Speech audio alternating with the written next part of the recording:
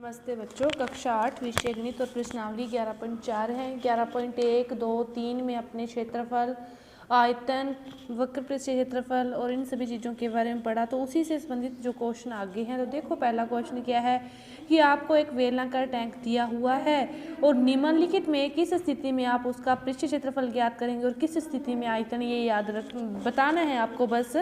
तो देखो कि यह ज्ञात करने के लिए उसमें कितना पानी रखा जा सकता है, कितना पानी रखा जा सकता है, पानी रखा जा सकता है। तो क्या ज्ञात करोगे? आयतन ज्ञात करोगे। क्या ज्ञात करोगे? आयतन। दूसरा है तो इसका प्लास्टर करने के लिए वांछित सीमेंट बोरियों की संख्या, बोरियों की संख्या के लिए क्या ज्ञात करोगे? पृष्ठीय क्षेत्रफल। पानी रखा जा सकता है तो आयतन। अब देखो कि इसमें बड़े पानी से भरे जाने वाले छोटे टैंकों की संख्या किसी की भी ज्ञात करनी है कि उसमें छोटी चीज़ कितनी रखी जा सकती है, तो उसके लिए भी उस चीज़ का क्या ज्ञात करते हैं? आयतन ज्ञात करते हैं। और देखो दूसरे क्वेश्चन में क्या दिया है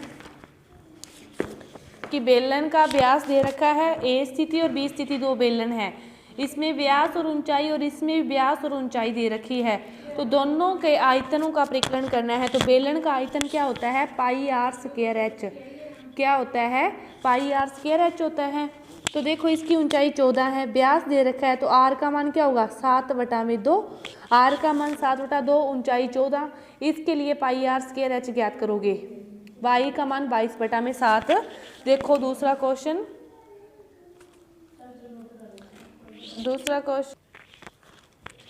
दूसरा क्वेश्चन है पाई आर स्क्वायर एच करना है।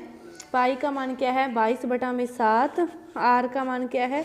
7/2। 7/2 गुना एच का मान 14। 7 से 7 कट जाएगा, 2 से काटोगे 11 और 2 से इसको काटोगे तो 7 पर, और ऐसे करके ये आ गया 11 गुना 49। इसका गुना कर लोगे। उसी तरह क्या आ गया? ये 99, 9 11 चौके 44 और 9 53, इतना सेंटीमीटर स्क्वायर। ये तो आया इस आकृति के लिए। इस आकृति के लिए व्यास 14 है, 14 है तो त्रिज्या कितनी हो जाएगी? 7। तो पाई आर स्क्वायर एच उसके लिए ज्ञात करोगे तो क्या होगा? 22/7 गुना 7 गुना 7 और 7, 7 से 7 कट गया, 49 गुना 22। इसमें तो 49 को 11 से गुना किया है, इसको फिर और 22 से ज़्यादा से गुणा किया है, तो किसका आयतन अधिक है? आयतन अधिक है इसका। इसने पूछा है क्या अधिक आयतन वाले बेलन का पृष्ठ क्षेत्रफल भी अधिक है। अब इसका पृष्ठ क्षेत्रफल भी ज्ञात करो, 2πr(h). तो फिर देखो कि किसका पृष्ठ क्षेत्रफल अधिक है, उसमें करो 2πr(h) ज्ञात करो। देखो किसका अधिक है किसका कम है, तो ये क्वेश्चन आप समय हल करोगे। अगला क्वेश्चन देखो क्या दिया है कि एक ऐसे घनाभ की ऊंचाई ज्ञात कीजिए जिसका आधार का क्षेत्रफल दे रखा है आपको और आयतन दे रखा है। आयतन दे रखा है 900, घन का आयतन दे रखा है 900 और आधार का क्षेत्रफल, घनाभ है उसका आधार का क्षेत्रफल, आधार का क्षेत्रफल घनाभ का फिर क्या हुआ? लंबाई गुना चौड़ाई, लंबाई गुना चौड़ाई 180, और उसका आयतन क्या होता है? लंबाई गुना चौड़ाई गुना ऊंचाई, वो 900 है, और इसका मान कितना? 180 गुना h 900, और h का मान ज्ञात करोगे तो 900 बटा में 180, 0 से 0 कट गई, 18 5 90। क्या है? दोनों मीटर में है क्या?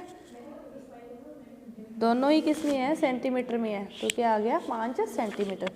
अगला क्वेश्चन देखो कि घनाभ की विमाएं दे रखी है, इसके अंदर घन कितने रखे जा सकते हैं? घन की दे रखी है भुजा।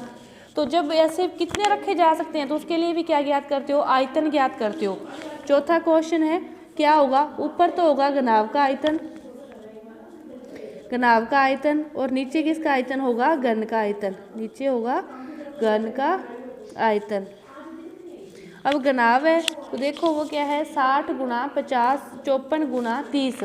घनाभ का आयतन 60 गुना 54 गुना 30, और घन की भुजा दे रखी है 6, तो घन का आयतन होता है भुजा की क्यूब, 6 गुना 6 गुना 6, तो 6 5 30, 6 से भाग दोगे 10, 6 9 में 54, 9 5 45 और कितने आ गए 450। कितने घन रखे जा सकते हैं 450। अब देखो पांचवा क्वेश्चन कि एक ऐसे बेलन की ऊंचाई ज्ञात करो जिसका आयतन दे रखा है। बेलन का आयतन दे रखा है और आधार का व्यास दे रखा है। आधार का व्यास दे रखा है 140 सेंटीमीटर। व्यास ये है तो इसकी फिर त्रिज्या क्या होगी 140/2 यानी कि कितनी आएगी 70 सेंटीमीटर। त्रिज्या आर का मान 70 सेंटीमीटर और आयतन दे रखा है 1.54 मीटर की क्यूब है। 70 सेंटीमीटर है तो 70 को मीटर में बदलोगे तो क्या आ गया 0.7 मीटर।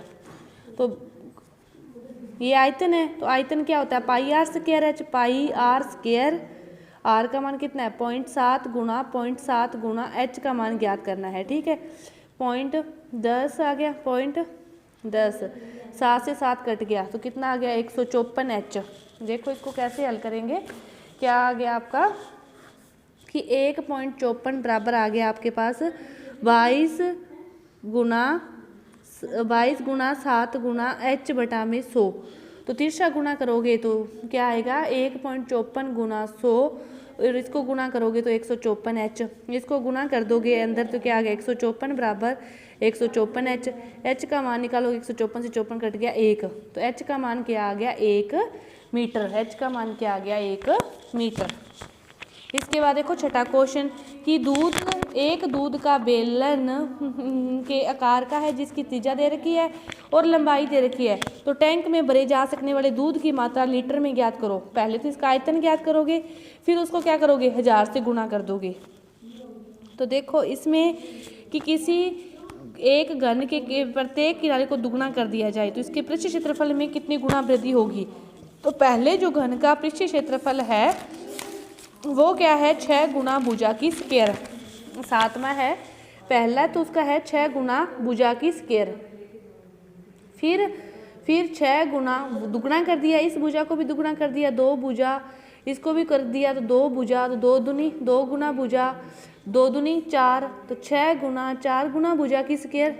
पहले तो था भुजा की स्क्वायर अब हो गया 4 और आ गया तो कितने गुना हो गया 4 गुना हो गया। आयतन क्या होता है भुजा की क्यूब। पहले तो ये है फिर दूसरी बार जब दुगुना कर दिया तो 2 भुजा गुना 2 भुजा गुना 2 भुजा तब देखो 2 दूनी 4 दूनी 8 भुजा की क्यूब। तो कितने गुना हो गया 8 गुना हो गया।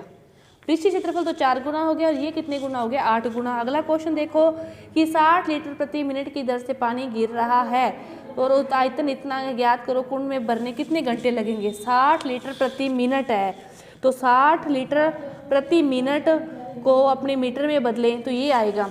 ठीक है और कितना है उसने कहा 108 मतलब मीटर की क्यूब 108 मीटर की क्यूब है। तो इसको भरने के लिए कितना टाइम लगेगा तो 108 गुना 1000 ये इसको दूसरी साइड लेके जाएंगे तो उल्टा हो जाएगा 60 गुना 60 2 जीरो से 2 जीरो कट गई 6 से इसको भाग देंगे तो 6 कम 6 और 6 8 48 6 3 8 3 को गुना करोगे तो 30 मिनट लगेंगे। कितना टाइम लगेगा 30 मिनट लगेंगे। तो आपकी ये 11वीं प्रश्नावली पूरी हुई। धन्यवाद।